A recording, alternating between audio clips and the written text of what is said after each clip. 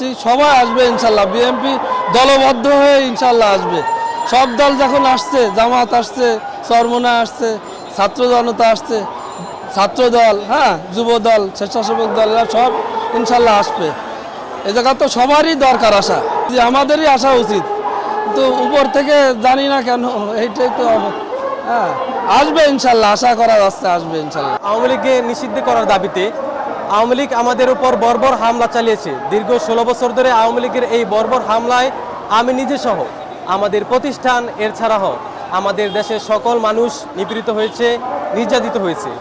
তাদের আওয়ামী লীগ তারা নিজেদের এই দেশটাকে নিজেদের মনে করতো তাদের নিজেদের রাজা, নিজেরাই প্রজা, সব নিজেরাই। এমন একটা দেশকে তারা বানাতে চাইছে যে দেশটাকে শুধু তারাই শাসন করবে।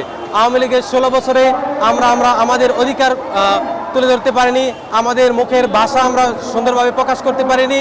আওয়ামী লীগের যে আমলে আমাদেরকে, বিশেষ করে আমাদের যারা ইসলামপন্থী দল আছে, তারপর হচ্ছে আমাদের শিবির, ইসলামপন্থী দল, ইসলামী আন্দোলন সহ যে কোনো ইসলামী দলগুলোকে তারা নিষিদ্ধ করার জন্য পায়তারা করছিল, এবং জামাত ইসলামকে তারা নিষিদ্ধ করেছেও।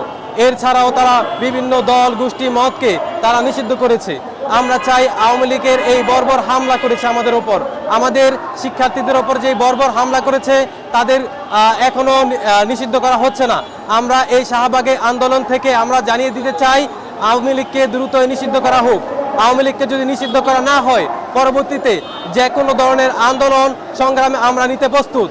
আমরা ইতিপূর্বে এখন আমরা দেখতে পাচ্ছি যে ইসলামী ছাত্র শিবির, জামাত ইসলাম, ইসলামী আন্দোলন, এনসিপি সহ বেশ কিছু দল, জাতীয় রাজনৈতিক দলগুলো অংশগ্রহণ করছে এই শাহবাগে আওয়ামী লীগকে নিষিদ্ধ করার দাবিতে, কিন্তু আমরা বিএনপির ওইরকম কোনো পদক্ষেপ দেখতে পাচ্ছি না।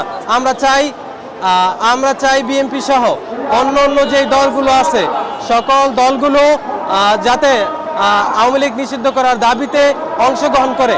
আমাদের প্রশ্ন হচ্ছে যে আওয়ামী লীগ নিষিদ্ধের দাবিতে অন্য দলগুলো অংশগ্রহণ করলেও সেখানে কেন বিএনপি অংশগ্রহণ করছে না?